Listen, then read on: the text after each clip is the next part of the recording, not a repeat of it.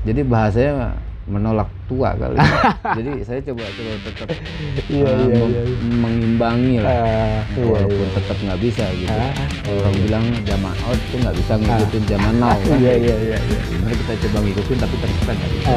Ya walaupun rambut nggak bisa dibohong ya, putih-putihnya udah Bisa sebenarnya, tinggal beli yang 5.000 kok. Cet, habis tuh udah.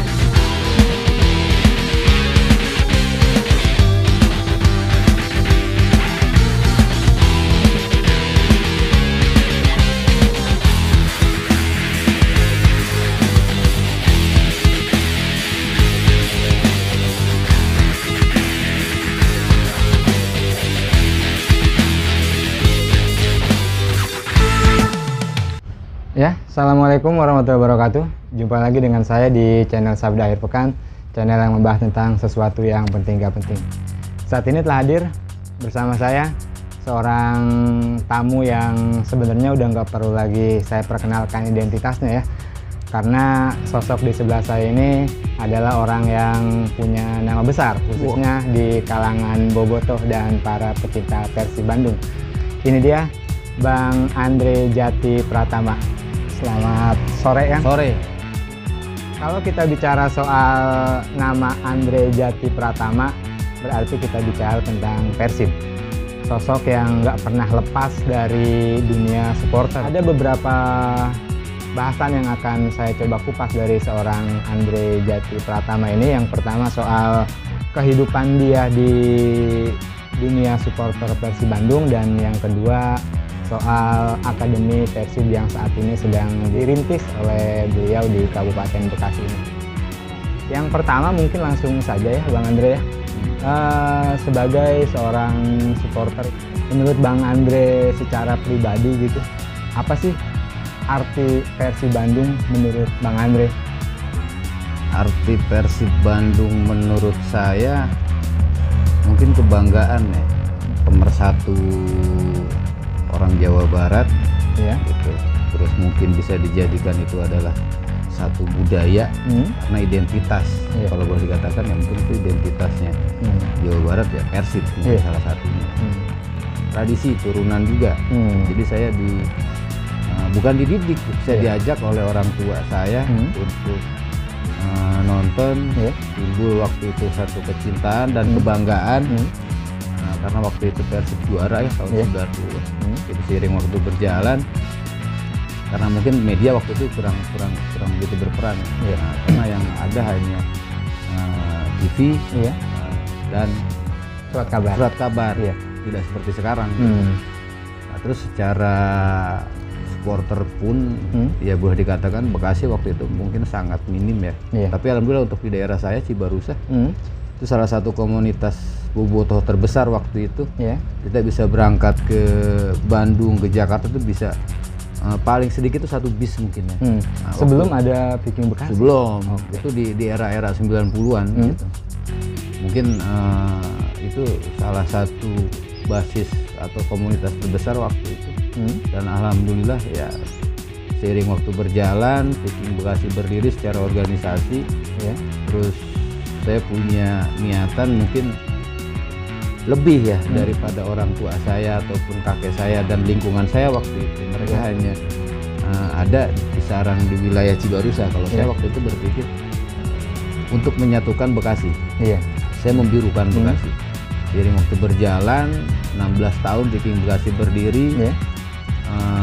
Alhamdulillah sampai saat ini tuh hampir bukan mayoritas, kita bicara hampir semua daerah di Bekasi itu sudah ada kawan-kawan, entah itu distrik ataupun korwil gitu ya. Secara organisasi mungkin kita tidak memilah mana A, mana B, mana C, yang pasti itu satu kebanggaan untuk saya ketika Bekasi itu sudah menjadi biru. Gitu. Karena saya dulu sempat buat lagu itu, biru Bekasi biru, biru jiwa ragaku ya, mungkin akhirnya mungkin sekarang tuh sudah tercapai. Viking Bekasi terbentuk tahun 2004 ya. 2004. Dan Bang Andre merupakan salah satu pendiri Viking Bekasi gitu. Ketika itu apa sih yang mempelopori Bang Andre gitu sehingga menciptakan Viking Bekasi pada tahun 2004 itu? Sebenarnya ketika era 90-an itu kita hanya menamakan karena dulu mungkin boboto gitu. Iya. Tapi secara silaturahmi itu saya juga bingung harus silaturahmi kemana. Mungkin secara media tidak seperti sekarang ya. Iya. Ada kalau mungkin dulu secara apa ya, HP mungkin saya juga nggak punya HP dulu. Iya. Sekarang ya zamannya Android, bisa WhatsApp, bisa mungkin lebih enak sekarang. Iya. Nah dulu tuh kita sulit gitu. Iya. Kita harus berkomunikasi dengan siapa gitu. Terus saya harus kemana? Iya. Karena memang waktu itu ada satu keinginan, saya ingin bersilaturahmi dengan kawan-kawan yang ada di luar. Gitu. Iya. Nah waktu itu era mungkin ya modern lah ya. Di tahun 2003 apa ya? Saya baca koran, di sana ada di Top Score atau di bola gitu, ada Viking Jabodetabek. Iya. Terus saya coba WhatsApp, waktu itu Kang Janu apa Kang Otak yang ada di kontak sana, saya komunikasi dengan beliau. Jadi waktu berjalan berkomunikasi, saya silaturahmi ke Jakarta, saya silaturahmi ke Bantar Gebang, terus saya ikut acara mereka di Puncak. Nah itu baru tersambung gitu, secara organisasi. Kita masuk ke Jabodetabek waktu itu, seiring waktu berjalan, terus alhamdulillah ternyata kehidupan berorganisasi itu setelah saya menjadi Viking itu lebih terasa ya. Jadi lebih teratur. Jadi tidak seperti bobotoh, ketika saya menjadi bobotoh selesai Persib selesai. Jadi tidak ada komunikasi, tidak ada silaturahmi, saya kemana nggak ada gitu. Jadi hanya di lingkup di daerah saya aja di Barusan. Selama dari tahun 2004 sampai saat ini gitu kan, tahun 2020 gitu, selama Bang Andre pegang kendali Viking Bekasi gitu, walaupun sekarang secara struktur bukan ketua lagi Bang ya. Saya ketua itu kedua ya. Bekasi itu sudah regenerasi, sudah pergantian ketua tuh 6. Iya. Ini mungkin Kang Boyin itu adalah ketua yang ke-6 ya. Saya waktu itu di kedua setelah Kang Barnas. Nah makanya posisi saya mungkin hanya sebatas untuk saat ini ya. Mungkin di Panglima Viking Bekasi. Terus saya bisa boleh dikatakan satu posisi yang bisa mengontrol gitu.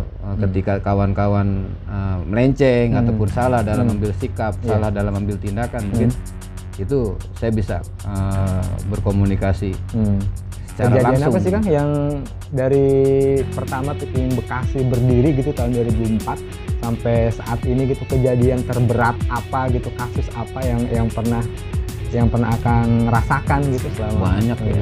Jadi ada beberapa kasus ya boleh dikatakan menurut saya berat. Mungkin kalau kita ambil garis besarnya anggota meninggal gitu. Sampai orang tua yang menangis di pangkuan saya, minta anaknya untuk itu kembali. Itu yang terberat mungkin. Terus yang kedua ya ketika anggota saya masuk ke rumah sakit harus mengeluarkan biaya sampai puluhan juta untuk operasi gitu. Saya harus berhadapan dengan hukum gitu terkait dengan anggota saya yang ya sebenarnya banyak cerita lah ya. Mereka membantai ataupun mereka sedang di jalan tapi posisinya ada yang kena.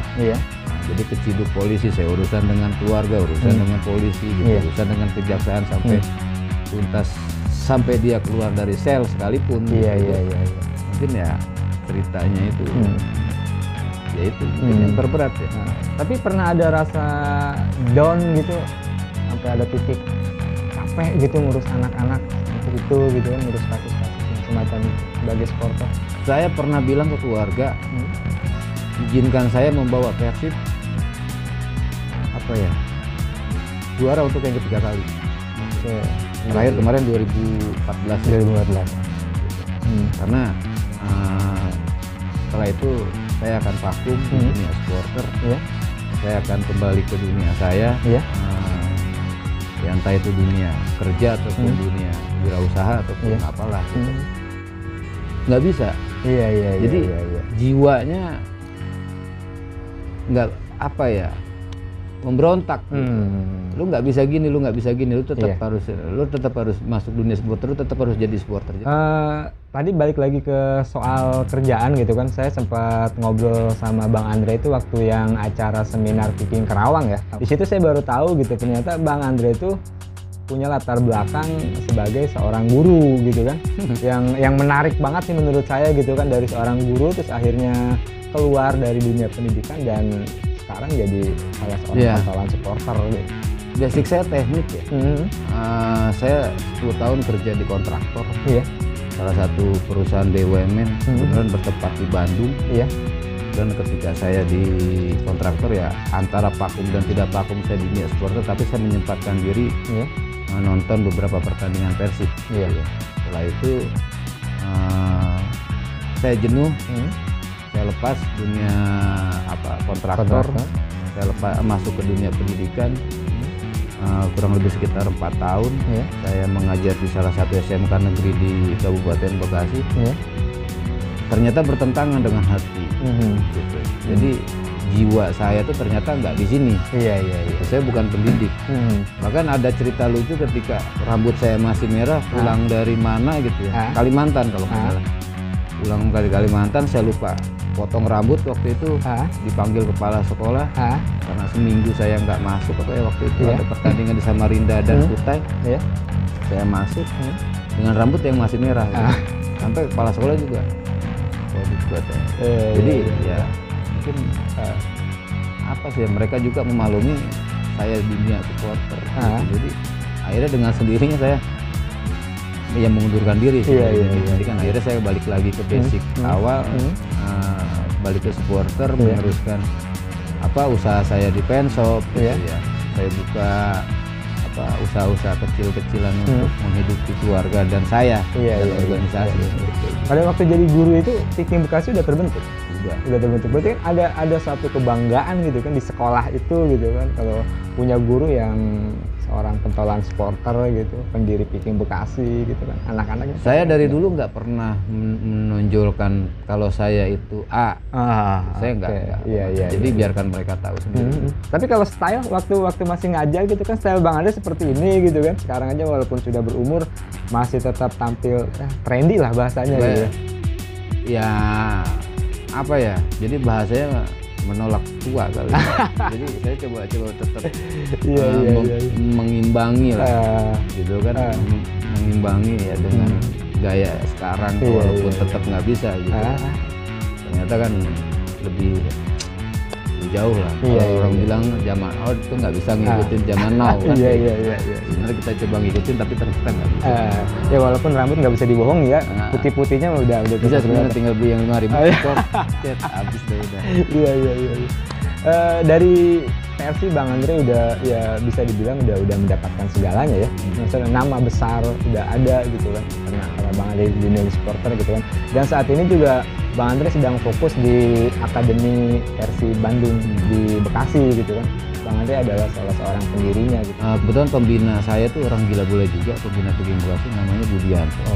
Dia tuh adalah salah satu dulu pemain bola di Kabupaten Bekasi, kemudian dia sekarang anggota dewan. Jadi dia tuh ditawari untuk mendirikan Akademi Persib di Bekasi.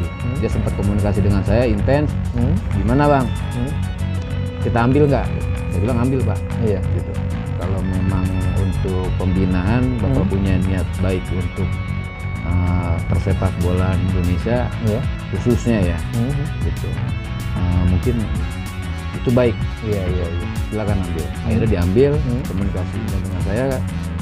Kita rapat waktu itu, saya ditunjuk jadi kepala sekolah dan dengan beberapa jajaran pengurus, dan akhirnya kita ambil lapangan Stadion Mini Suryadipati Pasir Tanjung jadi home base-nya kita waktu itu. Seiring waktu berjalan, menyangkut Piala Dunia ya, untuk Indonesia jadi tuan rumah, kemudian Bima Mukti jadi dipakai.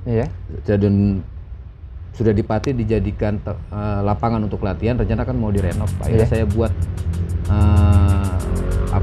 berpikir gimana caranya akademi ini punya lapangan pengganti yang mungkin lebih. Saya hanya tidak berpikir hanya satu lapangan, jadi saya berpikir bisa 2 ataupun 3. Akhirnya saya komunikasi dengan pembina dan saya buat satu proposal, saya ajukan ke Delta. Alhamdulillah kita dikasih lahan di sini. Cukuplah untuk 3 lapangan untuk usia 10, usia dewasa, di sana usia 13. Gitu. Jadi ini memang prosesnya ini ya dalam satu perencanaan saya yang merencanakan, saya yang membuat, saya yang mengerjakan. Jadi ya agak lambat tapi sudah ada lumayan lah ada hasilnya. Sudah berjalan berapa lama Akademi Persib di Bekasi? Kita secara akta pendirian itu 31 Juli ya, tapi 2019. secara 31 Juli 2019, tapi secara kurikulum kita baru jalan itu 10 bulan dari September kita baru. Untuk pelatihnya sendiri dari lokal Bekasi atau ada bantuan support pelatih dari Persib Bandung? Nggak ada. Jadi lokal, ada lokal, boleh dikatakan lokal itu mungkin enggak juga ya. Ada beberapa lokal, ada beberapa dari luar gitu. Kemudian Birteknya itu Coach Maman Suryaman, beliau asli Ciamis ya, tapi dia tinggal di Kota Bekasi. Dia mantan pemain Persib Junior, senior yang mereka Coach Maman itu di Persija. Di sana juga U17 ada Coach Nunung Mulyadi. Dia dibesarkan di Persib di era perserikatan zamannya Kang Robi. Alhamdulillah dia ada di sini, dia pegang tim 17. Nah, terus untuk 16 ada Coach Edo, dia dari NTT, menikah dengan orang Bekasi. Dia lama di Persikat Depok waktu itu. Terus di bawahnya ada Coach Tiko, Coach Tiko Tiwisela, dia dari Ambon. Kebetulan dia mantan pemain Persija juga, dia tinggal di daerah Jakarta, Cibubur. Terus untuk bawahnya lagi kita ada Coach John, beliau adalah salah satu pemain PSP Padang waktu itu di eranya. Di bawahnya lagi mungkin ada Coach Angga. Coach Angga itu salah satu pelatih yang punya talenta, jadi nyambung gitu. Secara atas sampai bawah tuh kita tinggal gimana membuat satu rumusan untuk menjadikan siswa-siswa akademi ini bermain di liga yang ya boleh dikatakan membanggakan lah untuk mereka, keluarga dan negara. Gitu. Kalau untuk siswa sendiri saat ini yang terdata itu 72 untuk saat ini. Dulu ketika pendaftaran itu kurang lebih sekitar 160 sekian. Seiring waktu berjalan, entah COVID, entah masalah SPP, entah masalah jarak dan lain-lain, akhirnya kemarin pas kita masuk lagi di 1 bulan ke belakang, itu kurang lebih ada sekitar 72 siswa. 72 siswa dibagi berapa tingkatan usia? Mulai dari 10, 11, 12, 13, 14, 15, 16, 17 ya. Dari 72 siswa ya gitu kan. Terus dengan pelatih yang cukup punya nama besar ya untuk ukuran pelatih di Indonesia gitu kan. Tentunya kan membayar pelatih kan dengan biaya yang dengan pelatih yang nama besar seperti yang disebutkan Bang Andre tadi kan ya lumayan pasti ada harga kan yang dipatok sama beliau itu gitu kan. Dengan siswa yang 72 gitu apa cukup gitu biaya cover? Secara hitungan matematik enggak ya, dari awal kita berdiri sampai sekarang kita minus. Jadi ya alhamdulillah kita punya pembina CEO yang ya boleh dikatakan selalu support gitu ya. Walaupun pelatihnya ini kebetulan punya rasa loyalitasnya tinggi juga terhadap akademi ini, jadi mereka merasa nyaman gitu walaupun ada yang sampai nunggak 3-4 bulan gitu. Bahkan kalau kita mau bicara secara manajemen, kita di manajemen aja sudah hampir 8 atau 9 bulan ada yang belum digaji kan gitu. Jadi alhamdulillah gitu. Jadi seiring waktu berjalan sampai detik ini ya masih minus. Untuk penerimaan siswa sendiri gitu, siswa Akademi Persib apa harus punya syarat-syarat tertentu gitu?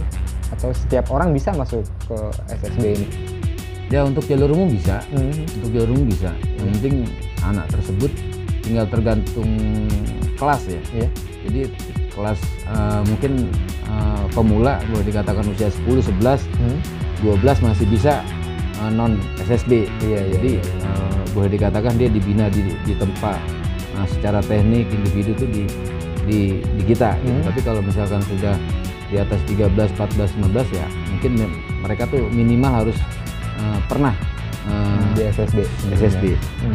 Kalau untuk biayanya sendiri kan boleh tahu berapa sih nominal yang harus dikeluarkan gitu? Registrasi itu 1 juta ya. Oke. 1 juta itu siswa dapat atribut 2 jersey latihan, 2 kaos kaki, 1 tas. Terus untuk iuran SPP-nya sendiri itu per bulan 300. Untuk asrama kita ada, kemudian siswa terjauh kita adalah dari Batam, ada Batam, ada Kalimantan. Per bulan itu 300.000 untuk asrama antar jemput siswa. Mungkin kalau yang sekolah SMA ataupun nggak ke tempat latihan itu 200.000. Untuk makan biasanya mereka kalau nggak di kantin ada warung-warung di sekitaran asrama. Untuk latihannya sendiri 1 minggu berapa kali? Maksimal tuh 4 kali 1 minggu. Iya. Mungkin ketika akan menghadapi event itu bisa 5 ataupun 6 kali. Selanjutnya mimpi terbesar apa gitu yang diangan-angani oleh Bang Andre gitu dari Akademi Persib Bekasi ini? Dulu ketika saya menjadi Viking, saya punya cita-cita dan berangan-angan ingin menyatukan komunitas biru di Bekasi. Iya. Ingin membirukan Bekasi. Iya. Alhamdulillah dengan 16 tahun berjalan itu sudah tercapai. Iya.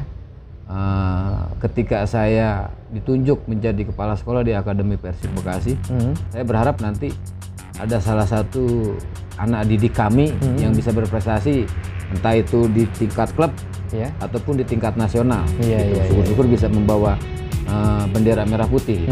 Itu satu tekad saya ya. Jadi mungkin ada poin tersendiri, kebanggaan tersendiri ketika saya bisa menciptakan itu. Entah itu siapa anaknya, tapi saya berharap akan ada satu pemain besar nanti dari Akademi Persib Bekasi. Terima kasih banyak Bang Andre atas waktunya gitu. Semoga mimpi besar Bang Andre di Akademi Persib Bekasi ini bisa terlaksana gitu. Dan suatu saat nanti akan ada pemain jebolan dari Akademi Persib Bekasi bisa masuk tim inti Persib Bandung, dan mudah-mudahan sih bisa sampai ke tim nasional Indonesia gitu. Terima kasih banyak Bang Andre atas waktunya. Terima kasih banyak juga buat yang udah nonton. Saya akhiri, wassalamualaikum warahmatullahi wabarakatuh. Hidup Persib.